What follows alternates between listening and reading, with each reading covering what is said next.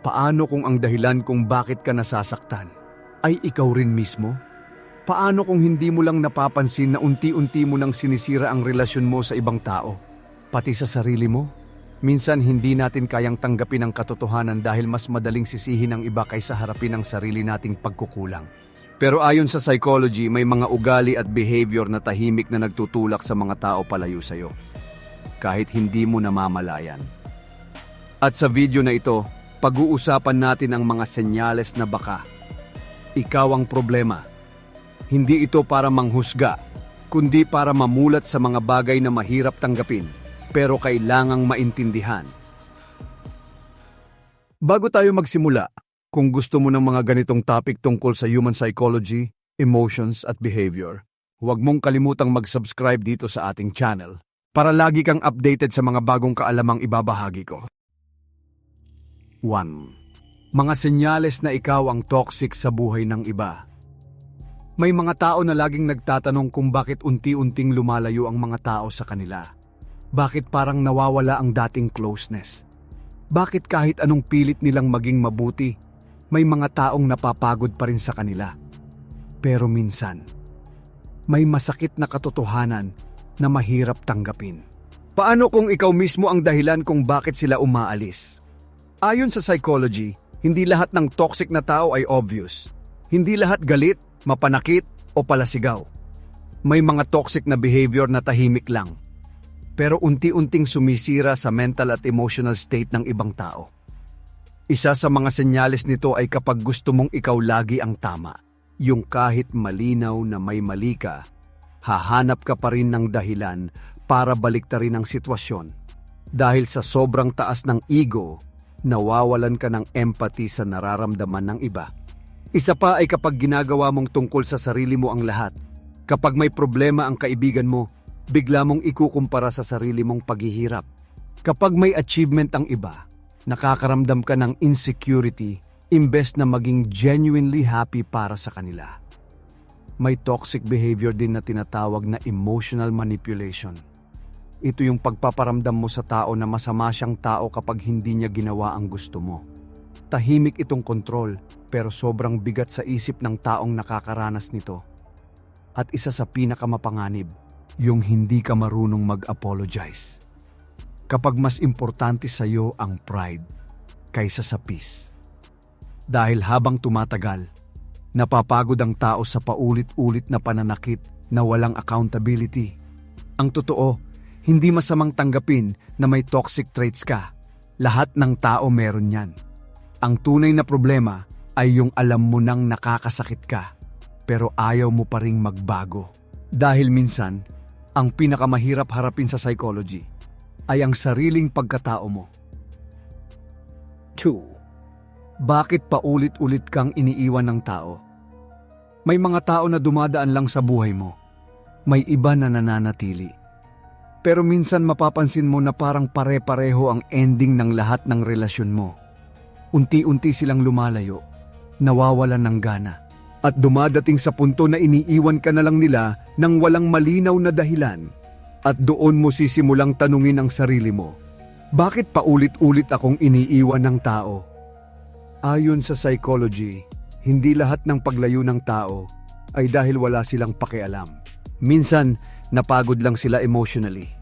Isa sa mga dahilan nito ay emotional dependence.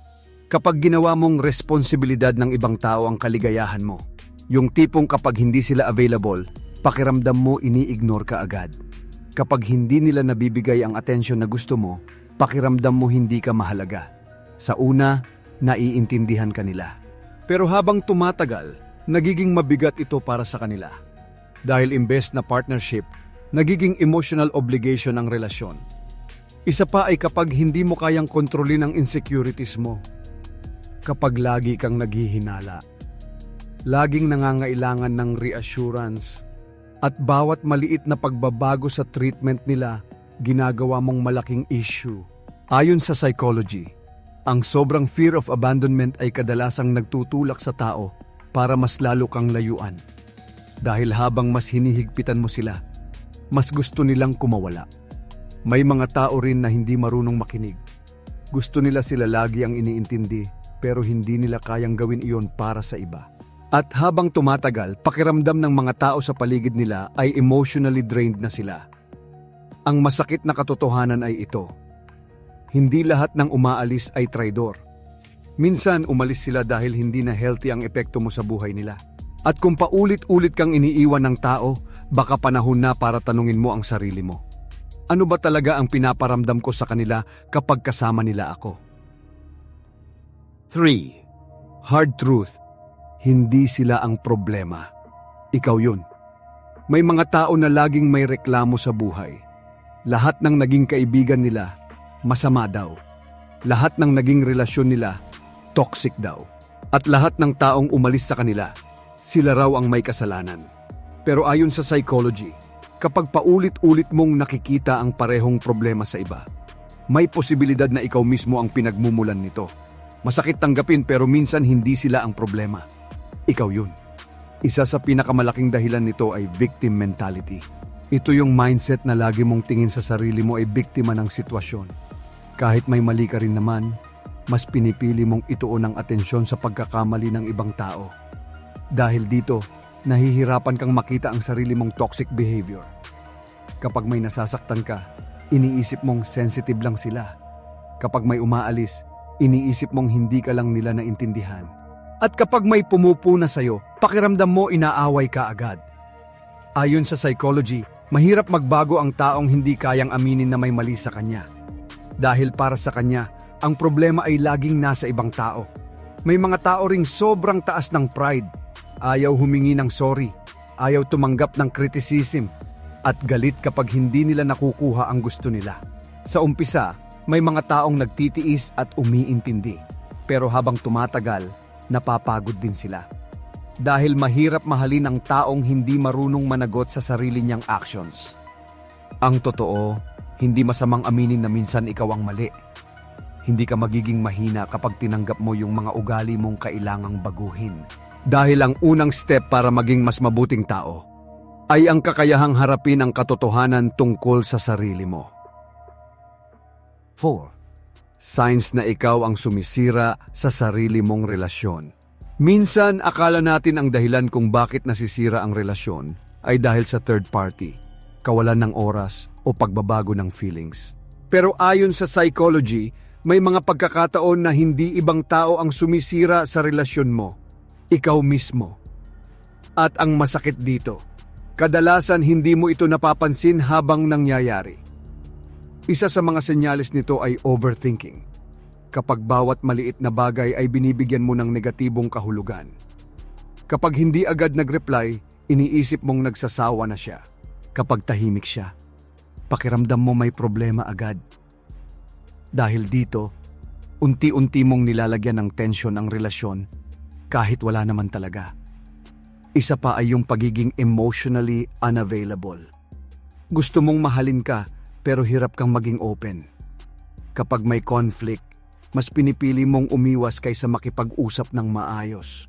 At habang tumatagal, pakiramdam ng partner mo ay mag-isa lang siya sa relasyon. May mga tao rin na hindi marunong magtiwala dahil sa past trauma. Kaya kahit wala namang ginagawang mali ang partner nila, lagi silang naghihinala. Ayon sa psychology, ang unresolved pain ay madalas nadadala sa bagong relasyon. At kapag hindi mo ito nakontrol, ang taong nananakit sa iyo noon, parang ikaw na rin ang nagiging dahilan ng sakit ngayon. Isa rin sa pinakamalaking sumisira sa relasyon ay pride. Yung gusto mong maintindihan ka lagi, pero hindi mo kayang gawin iyon para sa partner mo. Kapag may problema, mas importante sa iyo ang manalo kaysa magkaintindihan. Ang totoo, hindi lahat ng relasyon nasisira dahil kulang ang pagmamahal.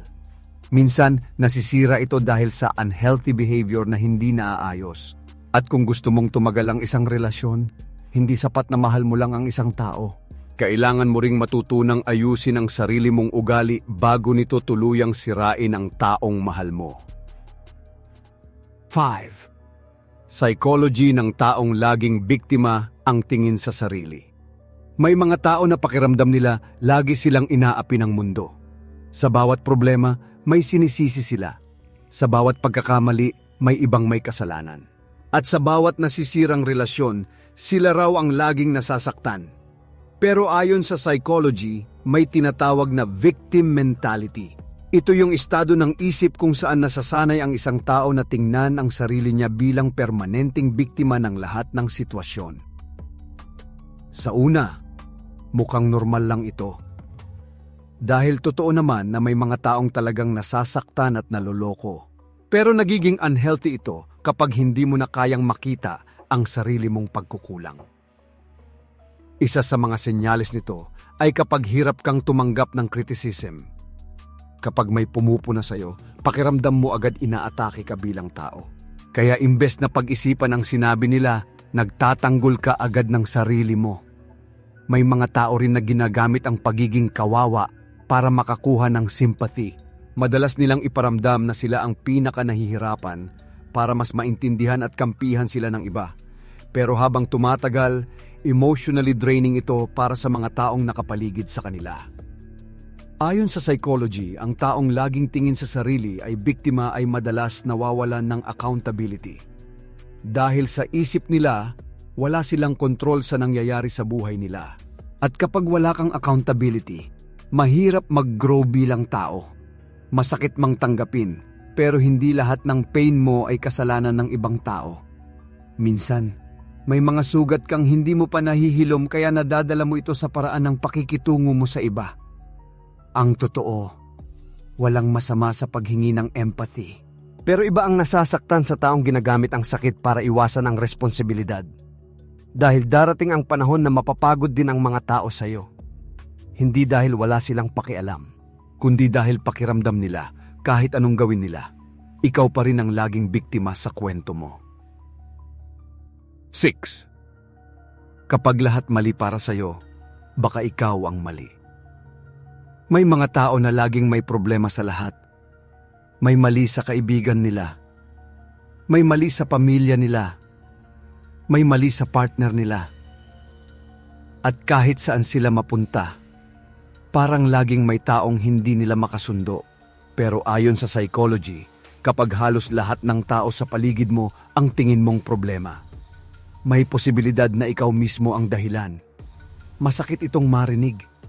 Pero minsan, kapag lahat mali para sa'yo, baka ikaw ang mali. Isa sa mga dahilan nito ay pagiging judgmental.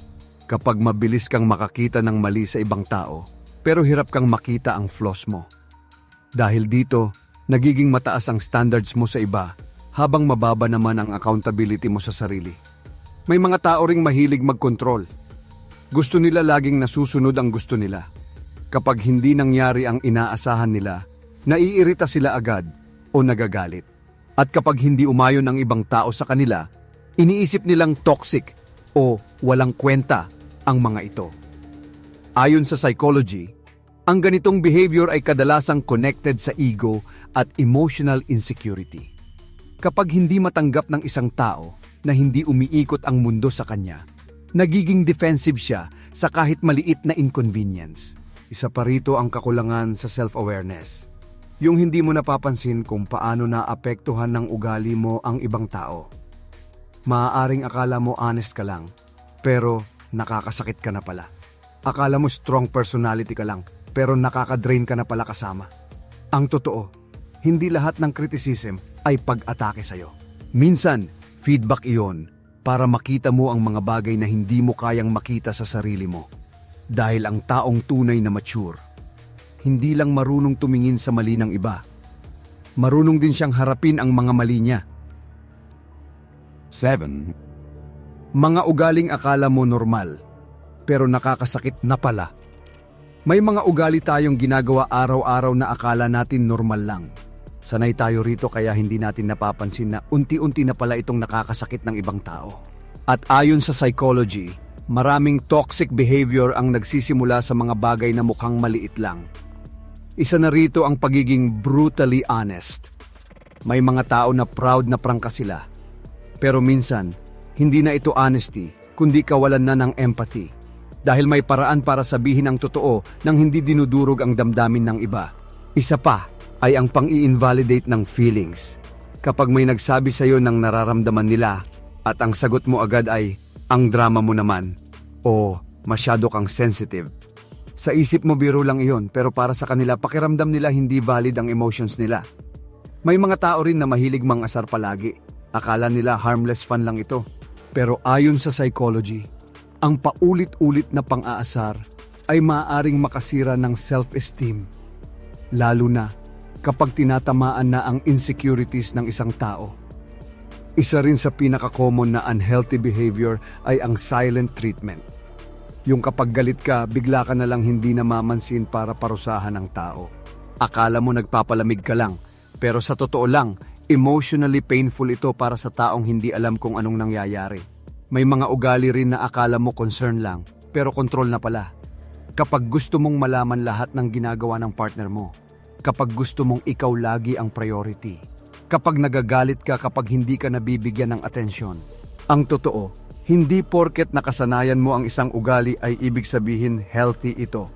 Minsan, may mga behavior tayong nadala mula sa environment natin na hindi natin namalayang nakakasakit na pala.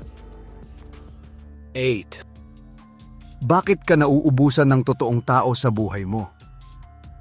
Dumadating ba sa punto na pakiramdam mo unti-unti kang nauubusan ng totoong tao sa buhay mo? Yung dati marami kang kaibigan, maraming close sa'yo. Pero habang tumatagal, parang paisa-isa silang nawawala. At ang masakit, minsan hindi mo maintindihan kung bakit. Ayon sa psychology, hindi lahat ng pagkawala ng tao ay dahil busy lang sila o nagbago na ang panahon. Minsan, may mga ugali tayong hindi natin napapansin na dahilan kung bakit napapagod ang mga tao sa atin. Isa sa mga dahilan nito ay pagiging one-sided ng relasyon. Kapag gusto mo ikaw lagi ang iniintindi, pero hindi mo ginagawa iyon para sa iba. Kapag nandyan ka lang kapag may kailangan ka pero nawawala ka kapag sila naman ang may problema. Sa umpisa, maiintindihan ka pa nila. Pero habang tumatagal, mararamdaman nilang ginagamit mo lang sila emotionally. Isa pa ay ang pagiging negative palagi. Yung bawat usapan puro reklamo, galit, insecurities o problema. Ayon sa psychology, ang emotions ay nakakahawa. Kaya kapag palagi kang may dalang negativity, unti-unting napapagod ang mga taong nasa paligid mo. May mga tao rin na hindi marunong mag-appreciate. Kapag may ginawang mabuti ang iba, parang obligasyon lang iyon para sa'yo. Pero kapag ikaw ang hindi nabigyan ng attention o effort, sobrang laki agad ng issue. At minsan, nauubusan tayo ng totoong tao dahil hindi tayo marunong mag-ingat sa mga taong totoo sa atin. Kapag paulit-ulit mong binabaliwala, sinasaktan o tinitake for granted ang isang tao, darating ang panahon na mapapagod din siya. Ang totoo, hindi sapat na mabait ka lang kapag convenient sa'yo. Ang tunay na connection nabubuo sa consistency, respect, at emotional maturity. Minsan, ang dahilan kung bakit ka nag-iisa ngayon ay dahil unti-unti mong itinulak palayo ang mga taong totoong nagmamalasakit sa'yo. 9. Signs na hindi ka madaling mahal. Kasama. May mga tao na mabait naman. Mahal naman nila ang partner, kaibigan o pamilya nila. Pero sa kabila nito, nahihirapan pa rin ang mga tao na manatili sa buhay nila. At minsan, hindi ito dahil kulang ka sa pagmamahal, kundi dahil mahirap kang mahalin kasama. Masakit man pakinggan, ayon sa psychology, may mga behavior na unti-unting nagpapabigat sa relasyon kahit hindi mo sinasadya. Isa sa mga senyales nito ay sobrang pagiging needy. Kapag gusto mo lagi ng attention, reassurance, at oras mula sa ibang tao. At kapag hindi nila iyon nabigay, pakiramdam mo hindi ka mahal o hindi ka importante. Sa una, sweet ito para sa ibang tao. Pero habang tumatagal, nagiging emotionally exhausting ito para sa kanila. Isa pa ay yung mabilis kang magtampo pero hirap kang magsabi ng totoong nararamdaman. Inaasahan mong mahulaan nila ang iniisip mo. At kapag hindi nila nagawa, nagagalit ka o lumalayo ka bigla. Ayon sa psychology, ang poor communication ay isa sa pinakamabilis makasira ng emotional connection. Dahil walang taong kayang basahin palagi ang isip mo. May mga tao rin na hirap tumanggap ng pagkakamali. Kapag may conflict, gusto nilang sila lagi ang tama. At imbes na ayusin ang problema, nauuwi ito sa sumbatan at pride. Isa rin sa mga dahilan kung bakit mahirap mahalin ang isang tao ay emotional inconsistency. Yung mabait ka ngayon, pero malamig bukas. Sweet ka kapag okay ang mood mo, pero nananakit ka emotionally kapag galit ka. Unti-unting nalilito at napapagod ang taong nagmamahal sa'yo dahil hindi nila alam kung anong version mo ang makikita nila araw-araw. Ang totoo, hindi sapat na marunong kang magmahal.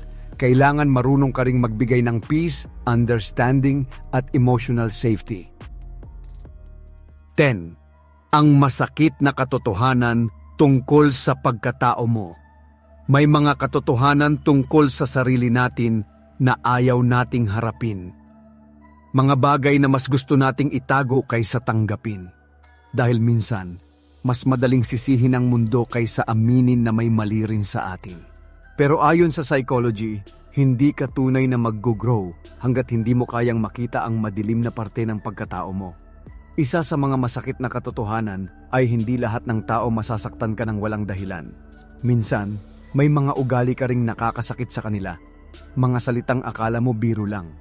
Mga actions na akala mo normal lang. Pero unti-unti na palang sumisira sa trust at peace ng ibang tao. May mga tao ring hindi aware na gusto nila ng control. Gusto nilang sila ang masunod. Kapag hindi nangyari ang gusto nila, nagiging cold, distant, o emotionally manipulative sila. At ang masakit dito, kadalasan hindi nila napapansin na sila na mismo ang nagiging dahilan ng toxicity sa relasyon nila. Isa pa sa mahirap tanggapin ay hindi porket mabait ka minsan, healthy ka ng tao. May mga taong generous at caring naman, pero sobra naman manakit kapag galit. May mga taong loyal, pero sobrang controlling at insecure. Ayon sa psychology, lahat ng tao may shadow side. Ito yung parte ng sarili mo na pilit mong tinatakasan dahil ayaw mong makita ng iba. Pero habang hindi mo ito hinaharap, patuloy itong lalabas sa paraan ng pakikitungo mo sa tao. Ang tunay na maturity, hindi nasusukat sa kung gaano kakabait kapag okay ang lahat. Nasusukat ito sa paraan mo ng pag-handle ng galit, insecurity, ego, at pain. Minsan, ang pinakamahirap tanggapin sa psychology ay hindi ang ugali ng ibang tao, kundi ang mga bagay tungkol sa sarili natin na pilit nating iniiwasan dahil hindi lahat ng sugat nakikita at hindi lahat ng toxic behavior sinasadya. Pero habang hindi natin hinaharap ang mga madidilim na parte ng pagkatao natin, paulit-ulit lang nating masasaktan ang sarili natin, pati ang mga taong mahalaga sa atin. Ang tunay na pagbabago nagsisimula sa self-awareness. Sa moment na kaya mong aminin na may mga ugali kang kailangan pang ayusin. Dahil doon nagsisimula ang emotional maturity, healing at totoong growth bilang tao.